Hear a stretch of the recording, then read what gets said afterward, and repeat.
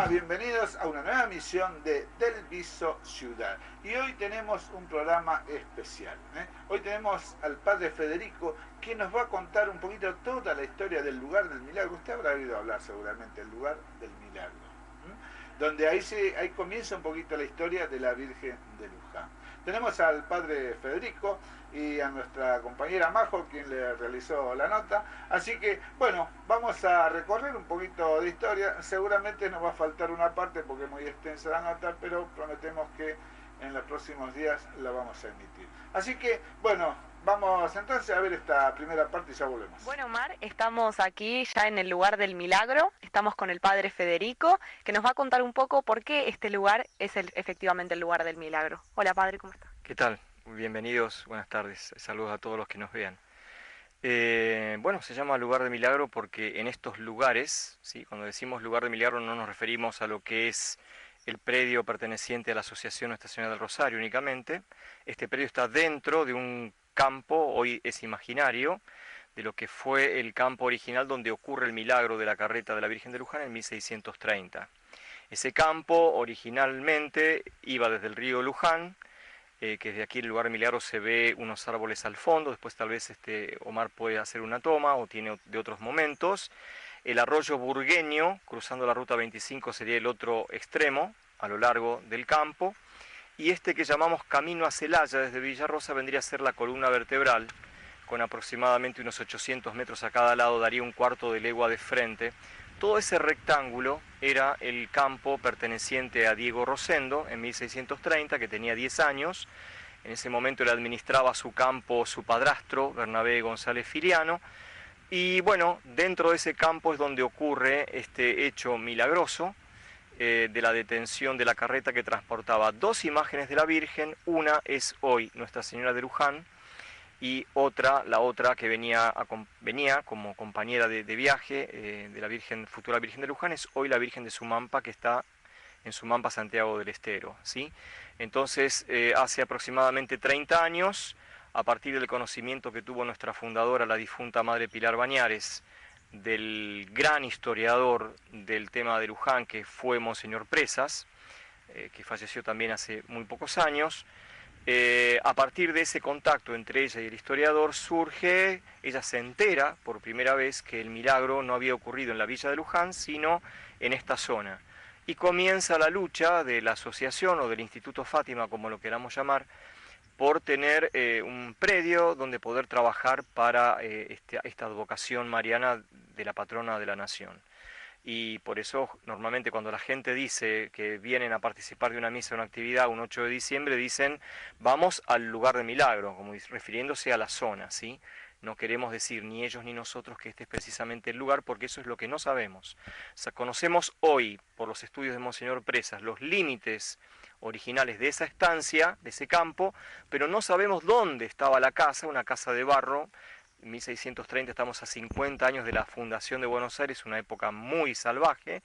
Si encontráramos algún rastro de esa casa, que era una casa de barro, vuelvo a repetir, con pilotes de madera, tendríamos automáticamente el mismísimo lugar de milagro, o sea, el lugar donde se detuvo la caravana a hacer noche. Pero bueno, eso se sabrá o no, si Dios lo quiere, no es tampoco tan importante.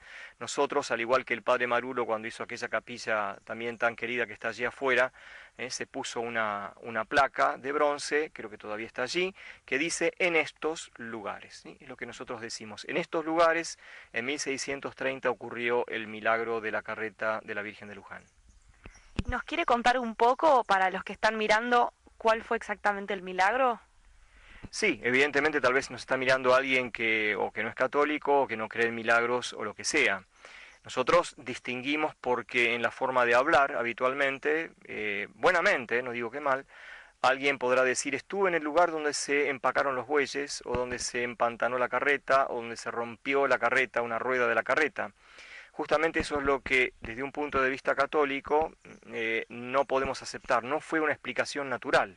Sí, evidentemente si yo pincho una goma de mi camioneta y voy al gomero, va a encontrar un clavo, eso no es ningún milagro. Ocurrió algo que detuvo mi camioneta. En este caso, todas las crónicas antiguas, incluso algunos que bajo juramento personajes importantes en la iglesia que bajo juramento testificaron el conocimiento de lo que aquí había ocurrido.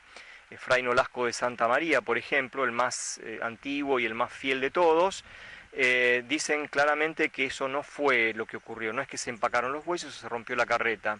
El hecho era que cuando aquella tercera mañana de marcha de la caravana que había salido de Buenos Aires, transportando, entre otra mercadería, estas dos pequeñas cajas con sendas imágenes de la Virgen, esa tercera mañana es cuando la carreta que transportaba las imágenes no se movía de ninguna manera.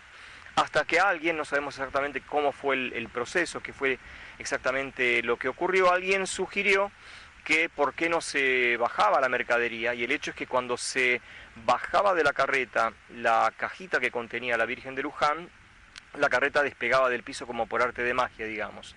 Cuando se volvía a hacer el cambio, subían a la futura Virgen de Luján y bajaban la otra imagen, la carreta por segunda vez volvía a quedar como clavada en el lugar, hasta que una segunda vez prueban y la conclusión era evidente. Si hubiera sido rotura de la carreta o que se empacaban los bueyes, en un cartel que hemos puesto ahí al lado de nuestra carreta simbólica, decimos, fácil hubiera sido cambiar los bueyes, esperar que se secara el piso, cambiar la carreta, esperar otra caravana, y evidentemente aquí ocurrió otra cosa. Es decir, uno puede, cuando está libre de prejuicios, racionalmente no demostrar los milagros no son demostrables racionalmente, pero sí podemos demostrar que no son irracionales, ¿sí? Entonces esto es lo que nosotros creemos. Muy bien, ¿y nos quiere contar un poco quién fue el Negro Manuel? Bueno, el gran personaje seguramente central, y aprovecho para decir que ya la Iglesia Argentina, por medio del Cardenal Poli y Monseñor Radrizzani, han comenzado con una comisión de estudio. La Iglesia tiene todo un proceso para una persona como nosotros, pecadores, hombre o mujer, que ha dado un testimonio de santidad, ¿sí? Que ha tenido un comportamiento realmente como persona practicante en la Iglesia Católica, haber dejado todo un ejemplo de diferentes estados, ¿no? Han sido sacerdotes, religiosas, laicos, hasta un esclavo africano como el Negro Manuel. La Iglesia está estudiando la posibilidad de está iniciando lo que se llama un proceso de canonización. Hay varios pasos muy exhaustivos, incluso se le pone una especie de fiscal para tratar de mostrarle que no fue tan santo como por ahí la gente dice. Porque la Iglesia se juega en no declarar la santidad de una persona, pero sí de proponerlo como ejemplo. Eso es un santo propiamente, no es un ser que vivió en una burbuja de cristal, que nunca se equivocó o que dijo algo que no era conveniente, sino que justamente se lo pone a dejar como ejemplo porque estuvo siempre en ese estado de conversión continua, recurriendo a los sacramentos de la Iglesia Católica, y que murió efectivamente en olor de santidad, se dice, o sea, dejando un ejemplo fuerte de eso. El Negro Manuel justamente no nos han quedado escritos, no escribió, no sabemos ni siquiera que supiera leer y escribir, sería realmente un milagro. Un esclavo en aquella época eso era imposible.